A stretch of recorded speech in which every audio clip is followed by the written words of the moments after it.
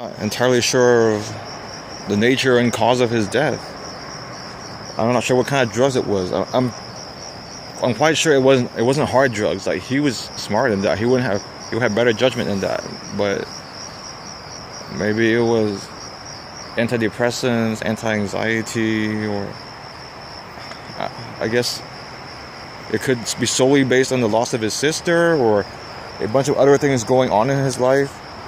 But he did leave a positive impact. Like, people were flooding his Facebook walls with messages.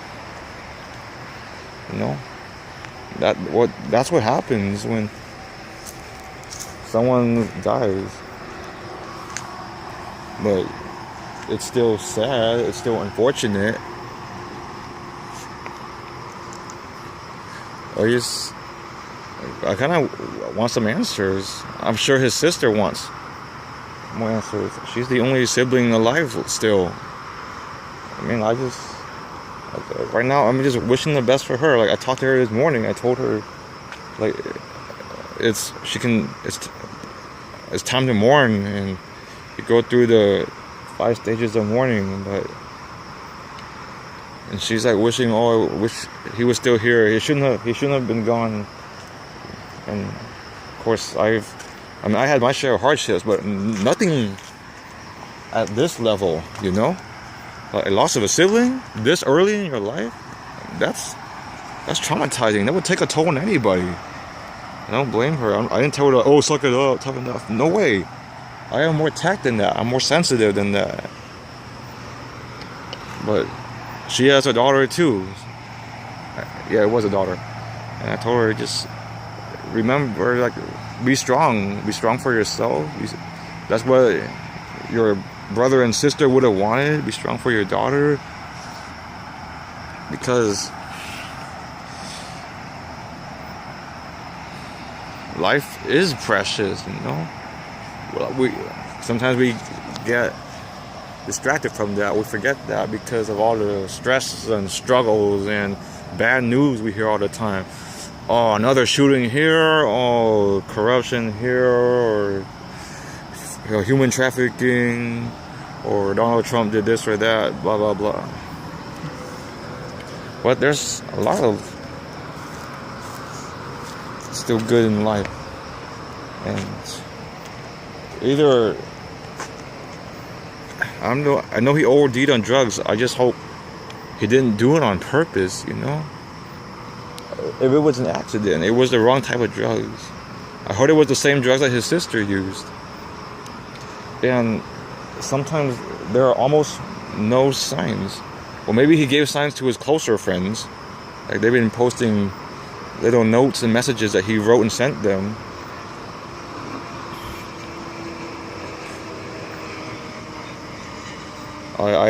I'm not saying, I should have been there, I should have done something, I should have reached out more. I could have, but of course we were busy with our lives, and I'm living up here, he's living down there.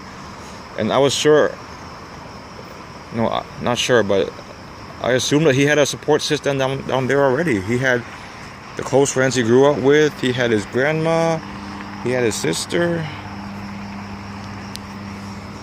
And never in my wildest dreams I expect this to happen to first his sister, then him. I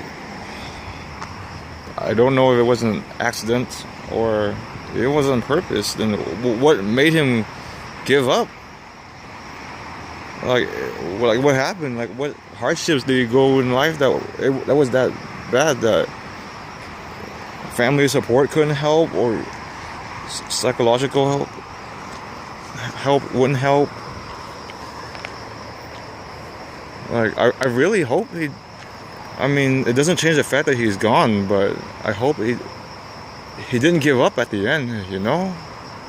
Because he grew up hopeful and happy and lots of energy, lots of spirited. And that's not just my testimony, that's from a lot of his friends, that's from our cousins. In fact, we three of us, me, my brother, and him were pretty mischievous. I remember we celebrated New Year's, and then we would bang on pots and pans, and run around the house, and we even broke like the rails for the stairs in the house. Oh, Happy New Year to that, you know? So, what made him, what happened? What changed? I want to know what led up to it. What was going on in his life? Where it's stripped the hope away from him, or those drugs. Like I'm assuming they're antidepressants or sleeping pills, or I wouldn't say tranquilizers. I'm not sure. Honestly, I have no idea what kind of drugs were involved. But that he would feel compelled to turn to them, you know?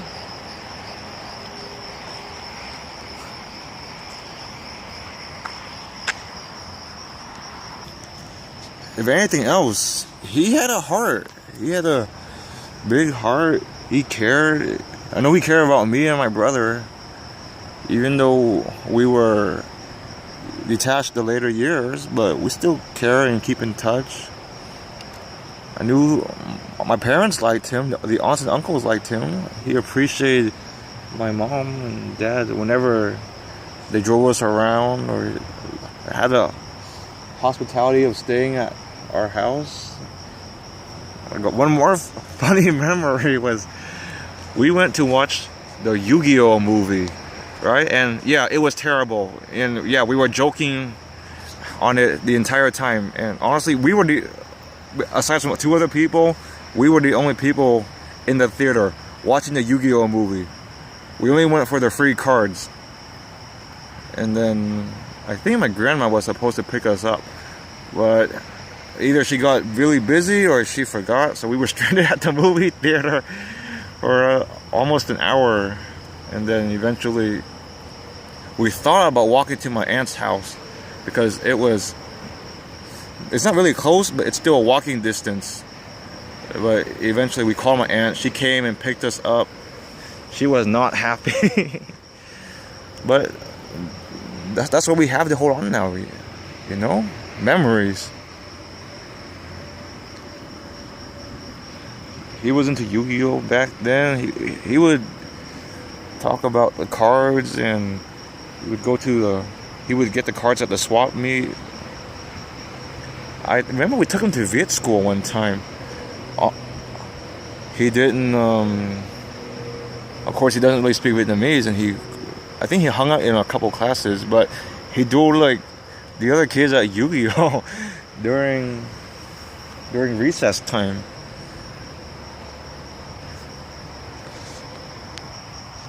Yeah, I remember why I didn't see him when I went to SoCal. Or why I didn't contact him, because he posted on social media that he was going to Vegas. I don't remember if it was that week or that weekend. But I wasn't going to impose, because that's his group, that's his friends, that's his life. And I was just like coming by. I would have been just stopping by, coming by, checking out, but I never did.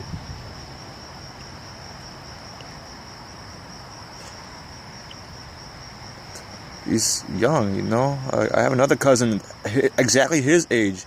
She's gonna be a pharmacist in a couple years. And of course, everyone's life is different. Everyone takes a different trajectory. Everyone learns things at different paces. Sometimes life throws you curveballs, or you get delayed. I wouldn't say his life was delayed or anything, but he had maybe a different path, maybe a more challenging path that we don't know about because we were detached. But he has his whole life ahead of him. He had a community, a network of friends and family.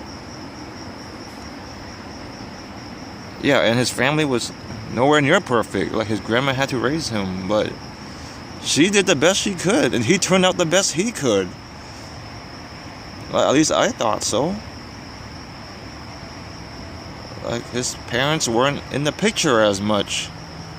In fact, I heard that his dad doesn't even know the news of his death, and I don't know how long they're gonna keep it in the dark for that. I remember he used to be his dad was pretty funny too. Zach used to be kind of a little embarrassed in a endearing way about his dad.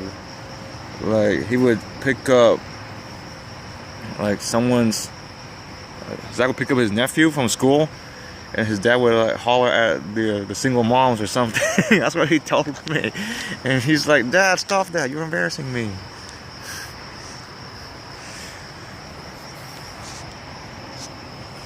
Though it's not directly related to him, but still this topic.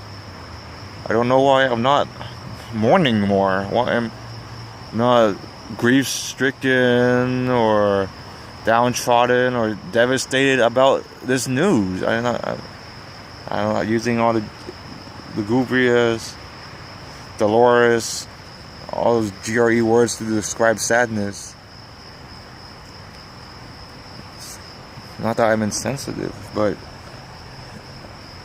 maybe because we weren't as close as we used to be, or I've gotten more realistic perspective now, and I try to be more future oriented rather than past oriented. But it doesn't take away the fact that he's gone. It doesn't take away the fact that those close to him have the right to mourn, which they certainly do. If something bad happens to you, you have the right to mourn, but it's your choice to decide how you mourn and for how long you mourn. Because in the end, like, it's the reality. He's gone. Like, I'm still here. My brother's still here. Our cousins are still here. His grandma's still here. His sister and her daughter are still here. It's just a story that it could have turned out differently, or was cut short, or didn't have a happy ending, you know? You didn't want the story to end like that, like suddenly. It's like reading a Harry Potter book and then the rest of the book is like gone. Like, they just ripped all the pages out or something, and you never knew what happens next, or what could have happened next.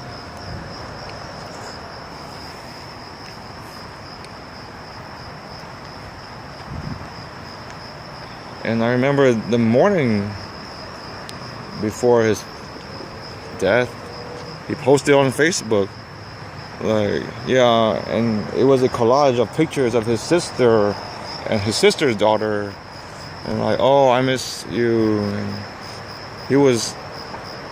and the collage was hung up in he said his dorm room. So I assume that he got into some kind of college that has a dorm, which I wouldn't say he made it, but at least he has a different path now, a different future.